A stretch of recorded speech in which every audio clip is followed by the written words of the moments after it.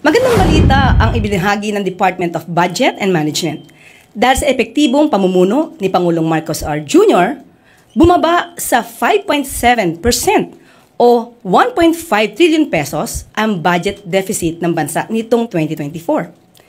Pinakamababa ito mula noong taong 2020 at nagpakita ng mabuting pagtatrabaho ang economic team ng administrasyon.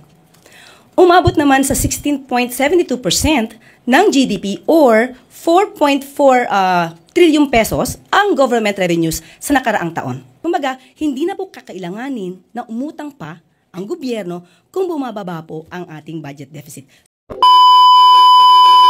Magandang balita ang ibinahagi ng Department of Budget and Management. Dahil sa epektibong pamumuno ni Pangulong Marcos R. Jr., bumaba sa 5.7% o 1.5 trillion pesos ang budget deficit ng bansa nitong 2024.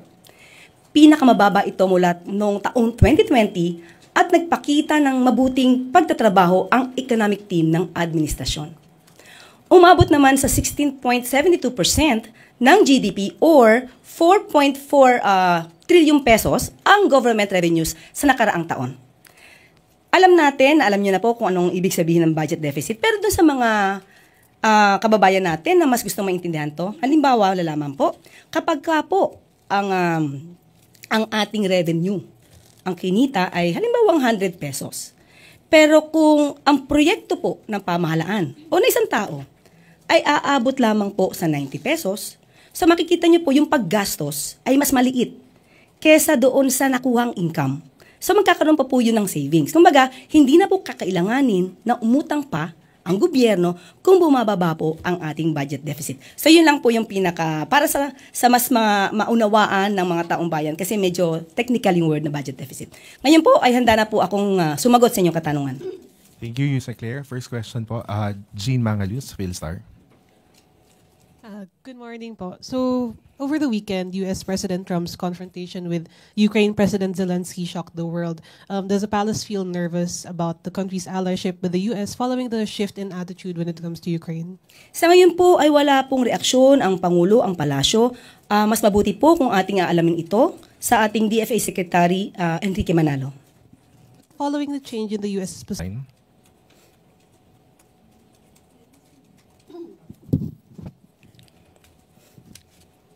Ma'am, good morning po. Ma'am, may we just get your quick reaction sa recent pronouncement ni former spokesman Harry Roque na kahit gaano ka kagaling na salesman, kung hindi maganda ang produkto, mahihirapan kang ibenta. Good luck daw po sa inyo ni Secretary Jay Ruiz. Naniniwala po talaga kami na mahirap ibenta ang bulok o masamang produkto. Mahirap po talagang ibenta kapag ang ibinebenta mo kailangan mo pang linisin ang mga sinasabi. Mahirap ibenta ang mga tao na ang lagi nababanggit ay joke lamang yan. Hindi po kami salesman dito. Kami po ay messenger. Ang salesman po kasi kailangan na maganda ang bokadura mo. Kailangan na ibenta kahit na minsan ay hindi totoo yung mga sinasabi mo para lang mabenta ang isang tao o isang produkto.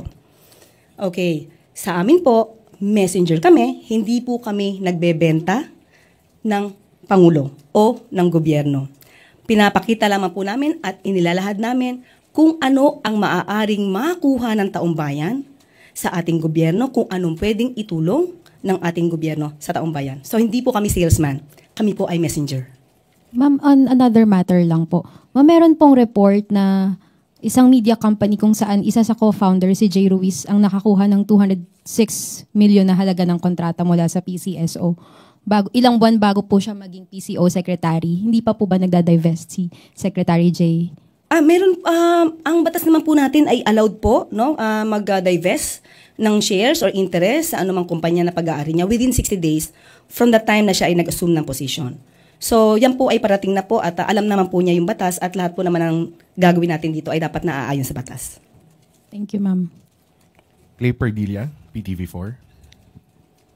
Good morning po, Yusek, Senate President Cheese Escudero refused to comment on your opinion how to fast-track Vice President Sara Duterte's impeachment trial. Ang sabi niya po, patawarin na lang natin siya bago pa excited pa. Okay. Your reaction po. Yes, opo, masayang-masaya pa po ako na nadinig natin dyan kahit hindi pa po tayo nagkakasala.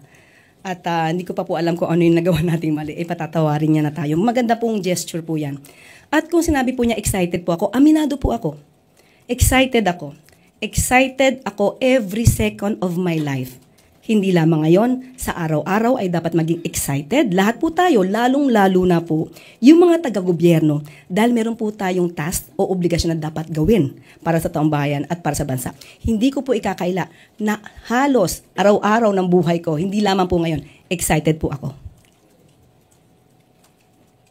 Thank you, Yusek Claire. Tuesday New.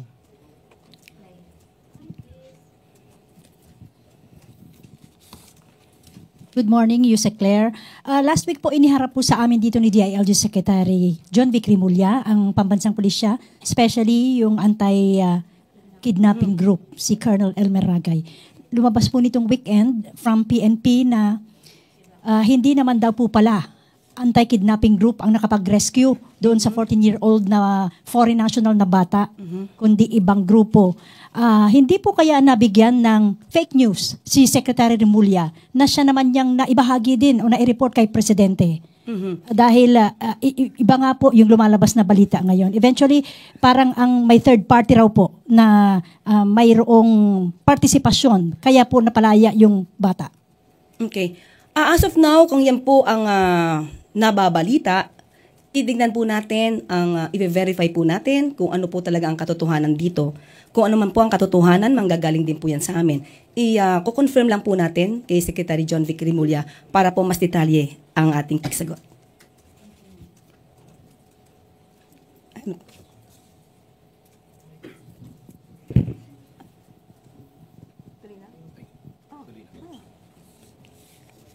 Eden Santos, Net 25.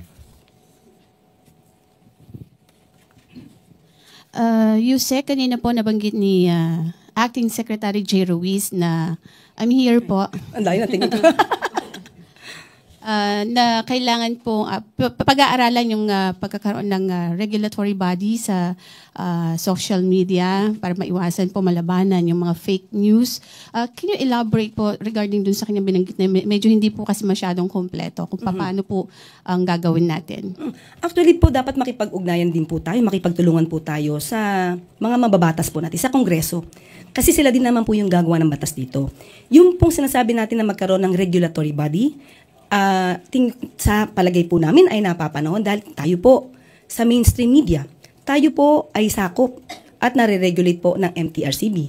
Kung tayo po ay miyembro ng KBP, meron pa rin po tayong KBP. So sa tingin po natin, sa ating palagay, ang pagkaroon ng regulatory body, separate na regulatory body for the social media, ay napapanahon din po para po maiwasan yung mga pang-aabuso. Hindi po natin pipigilan yung mga opinyon na naaayon naman po sa batas, kumbaga opinyon na lehitimo. Kung ito man ay kritisismo, yan po ay dapat lang na irespeto. Pero iba po kasi yung sinasabi natin na paninira ng walang basihan at kung ginagamit man po itong mga troll army sa paninira, ibang usapin po yun. Dahil kung meron man po troll army pero ang advokasya nila ay magpalabas at mag-share ng tamang balita, hindi po yun pipigilan. Ang pipigilan lang po natin ay maabuso dahil po kapag po naabuso ito, mayroon po itong effect sa taong maaaring siraan, maaari ang mga organisasyon, ahensya na maaaring siraan na walang basihan. Malaki pong impact ito, lalo na kung paniniwalaan ng mga tao. So mas maganda po talaga na magkaroon. Yun lang po ang aming suggestion. Matuloy po sana at magkaroon talaga ng regulatory body para din po malaman natin ang bawat isa kung content creator ito, vlogger, blogger, malaman din po natin yung identity at hindi sila nagtatago sa mga dummy accounts. Ganun po.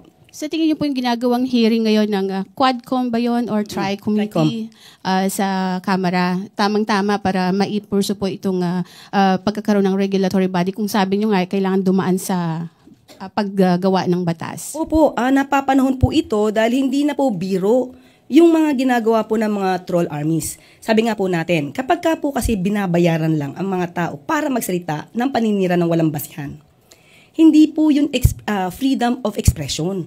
Kasi binubulungan lang sila nung taong nagpapasweldo o nagbabayad sa kanila. So kakaiba po yun sa tinatawag nating freedom of expression. Ma'am, ano lang po, since medyo baka matagalan pa po kung magkaroon ng batas, hintayin natin. Ano po yung mga immediate na mga plano ng PCO para malabanan nito? Meron na po ba tayong mga ebidensya, mga documented na magpapatotoong itong mga vloggers na itong particular na lumalabas sa segment, talaga pong mga troll armies ito, mga fake news lamang yung kanilang ginagawa at sinasabi. Actually, syempre po, bago po tayo magbintang, alam naman natin, we have to presume them innocent until proven guilty. So, ang bawat isa po, kumbaga, i-verify muna po yan bago sa atin sabihin, ay, parte ka ng troll army. Kasi wala pa po tayong batas patungkol sa sinasabing troll army. Ito lang ay mere description kung paano yung kanilang ginagawa. So, pagka po na-verify, let's say po, tayo nagsasalita dito, at sandamakmak na po ang kumakalaban, at nagpapakita at nagba-viral na mali. Mapapansin niyo po, kahit ibang mga organisasyon ay nagpa-fact check. So kung kakayanin po ng ibang mga pribadong ahensya or korporasyon na magkaroon at magsagawa ng fact checking, ganun din po ang gagawin ng PCO.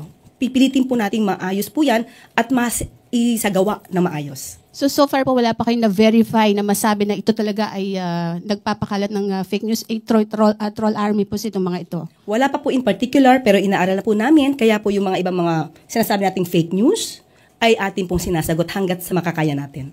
So hindi naman din po kayo kabilang doon sa mga masasabing nagpapakalat din ng fake news since wala naman po palang mga verified batayan yung inyong mga sinasabi? Ganito po yan. Pag sinabi po nating fake news, alam niyo po na meron na kayong naging basihan.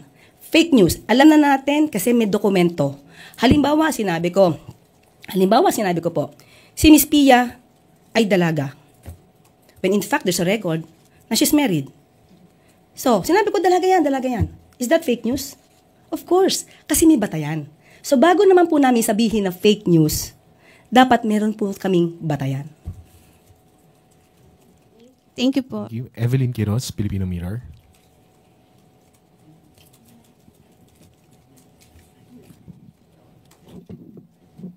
Good morning, Yusek. May mga lugar po sa bansa na nakararanas ng mataas na heat index, gaya ng Palawan, Nueva Ecija at ibang parte ng Quezon City. Nagsuspend na din po ng klase yung ilang area sa Kamanava dahil po sa inaasahang mataas na heat index. Pwede pong malaman kung may mga preparasyon, action or contingency plans po ang pamahalaan dito? Opo, nagpalabas na rin po ng pahayag ang DOH patungkol po dito. At yun nga po, nagpapaalala ang DOH laban sa mga sakit na may kaugnayan po sa init na nagiging laganap na po sa matinding temperatura. So as of now po, i-calculate pa rin po namin yung iba pa po na mga action plans patungkol dito. Pero nauna na po ang DOH na magpalabas po ng kanilang mensahe patungkol dito.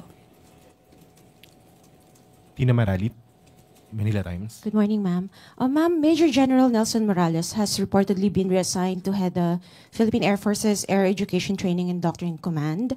Is this confirmed and may napili na po bang kapalit si Pangulo bilang bagong hepe po ng Presidential Security Command? Nung nakita ko na ito ay maaaring maging issue today, tinanong ko po, wala pa po talaga sa amin na ibibigay kung ano man po ang direktiba o order patungkol po dito. Kapag ka po, meron na po, pangako ko po na ilalabas po agad namin kung ano man po yung pinaka-latest na balita patungkol po dito or any order or memorandum. Okay, ma'am, another question po. PNP Chief General Romel Marbil was reportedly summoned by the President this morning to talk about the crime incidents in the country, particularly kidnapping. Totoo po ba ito at kung may mga detalye po ng naging pag-uusap? As of now, hindi ko pa rin po nakakausap ang Pangulo kung sila'y nagkausap. Alamin ko pa po kasi medyo maaga pa rin po ngayon. So wala po akong latest pero most probably as day progresses, baka po meron na po tayong balita patungkol po dyan. Thank you, ma'am. Ace Romero, Philippine Star. Yusek, balikan ko yung heat index. Considering na kasi simula pa lang po nung taon, Marso pa lang, ano yung nakikita ng Malacanang na potential na epekto nito sa ating ekonomiya? Okay, kahit po hindi pa po namin napag-uusapan dahil sabi nga niyo po, ngayon lang po talaga nag-i-start. Pero syempre po, lagi po maghahanda ang pamahalaan patungkol po dito. Kung ito po ay makaka-apekto sa ekonomiya natin, ay tayo po ay lagi maghahanda tungkol dyan. Pero meron na bang assessment kung gaano kaseryoso yung magiging epekto dito sa ating goals, targets? Opo, wala pa po wala pa po kaming report kung gaano ito makakaapekto sa atin mula sa Pag-asa. Pero yun na nga po, extreme caution po ang sabi ng Pag-asa na dapat natin gawin. So siguro po after this, kapag po nagkaroon po kami ng meeting, kung ano po ang gagawin ng Pag-asa, DOH at ibang ahensya, ibabalita po agad namin sa inyo. Daryl Esguerra, GNA. Good morning, ma'am. May we just get Malacanang sa reaction because there are claims or narratives being peddled on Chinese social media apps saying that Palawan is historically part of China. Okay, pag ganyan po tayo mga issue, mas mabuti po na alamin natin ito sa DND at saka sa DFA at para po mas kompleto po ang aking masasagot sa inyo. Christian Yesores, Radyo 630.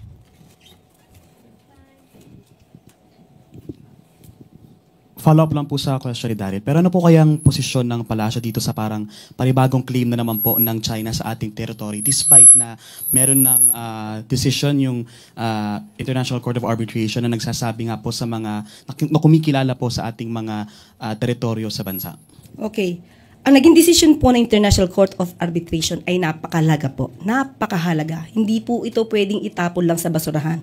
Ipaglalaban po natin kung ano ang ating karapatan sa ating teritoryo at sa ating maritime rights. Katulad po na nabanggit nung nakaraan po ng ating Pangulo. Kung ano man po ang kanyang demands sa China patungkol sa Typhoon missiles, ganun pa rin po ang ating stance. Left Narciso, DZRH. Good morning, Yusek. Ma'am, may reaction po ba ang si Pangulo or ang Malacanang dun sa ulat na di umano yung mga Chinese spies ay may donasyon sa PNP? Mm-hmm. Okay, as of now, pag-aaralan po natin yan. Kung ito man po ay naging donasyon, in good faith, kailangan po talaga natin malaman dahil hindi naman po masama ang tumanggap ng donasyon. Okay, sa panahon po ng pandemya, nabalitaan po din natin na marami po natanggap na ambulance, na mga sasakyan. Tama ba? Ambulansya. Especially Davao City.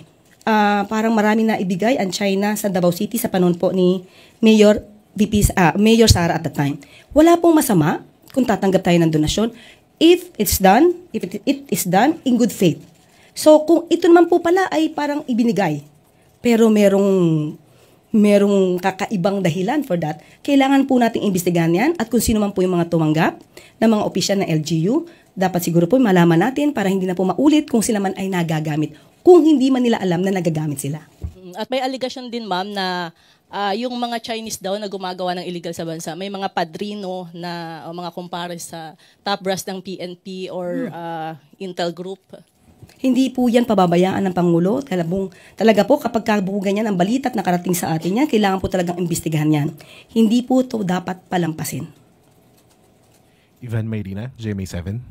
Yusek, I understand you mentioned that Secretary Ruiz has 60 days to divest upon assumption to office. Clarify ko lang, has he already divested or is he still in the process of divesting? Sa pagkakaalam ko ay in the process na po kasi piniprepare niya po yung kanyang mga papers regarding that. Does the Secretary have a statement on, of course,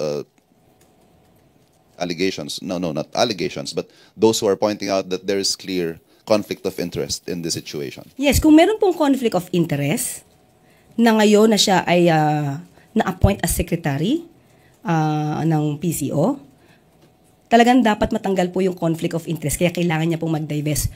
Kung naman po ang mga naging negosyo niya ay hindi pa po siya na-appoint as secretary ng PCO, so wala naman po tayo nakikitang mali doon dahil kailangan din naman po niyang kumita. So ngayon po na kami po ay na-appoint, kailangan po talaga mag-divest kung ang interest po ay may conflict. So, kailangan po talaga mag-divest. In a chance interview this morning, binanggit din ni Secretary Ruiz na may binabanggit po siyang leakages dito sa Presidential Communications Office. What can you tell us about these leakages, intrigues, and how does he intend to get to the bottom of this and respond to it?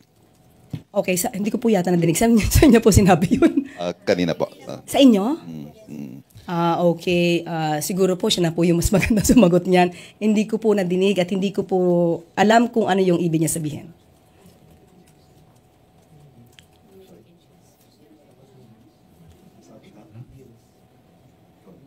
Alexis Rivero, Philippine Star.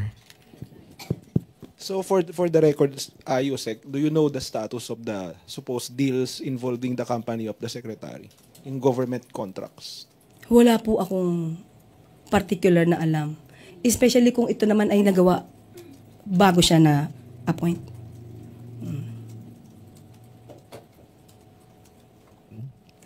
Eden Santos, Net25.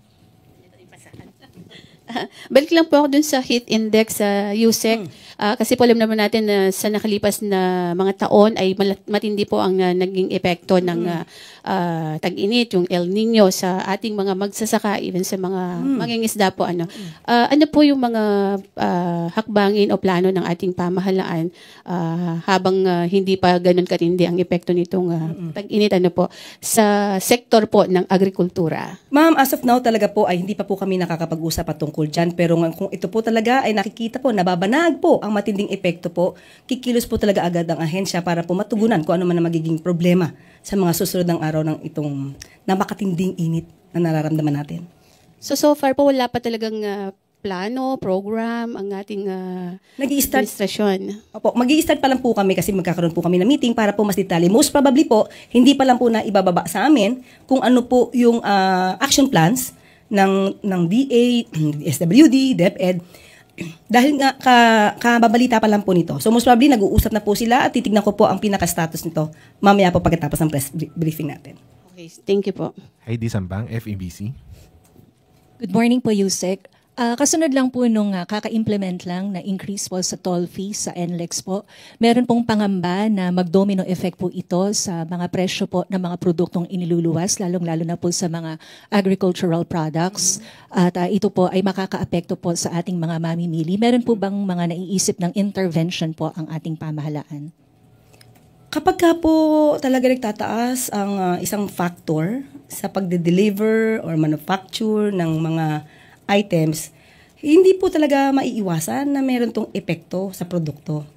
Pero katulad po ng ginagawa natin, pati po ng DTI, at i-check po natin yung presyo at kung magtataas man po ay dapat lamang reasonable. Pero pag-aaralan pa po yan at para po hindi masyadong makabigat sa taong bayan kung meron man, magkakaroon man po ng increase. Pero isa rin pong pinupunto ng grupo po ng mga truck owners and organizations na bakit daw po nag-increase hindi pa po sila satisfied sa service po sa NLEX. Okay. Titignan ko po kung bakit nagkaganon at be-verify ko rin po kung ano yung kanilang mga hinaing para po mapaabot natin to sa Pangulo at sa kinauukulang ahensya. Para po mas maganda po ang aming maging aksyon. Kasi dapat padinig po talaga namin kung ano yung mga hinaing pa ng ibang tao. Para mas maganda yung aming maging solusyon sa ganitong mga klaseng sentimiento. Thank you. Thank you. Okay. I think we don't have, we have one last question from Jean Mangalius, Philstar. Hi, ma'am. I'd like to follow up on the earlier question about fake news.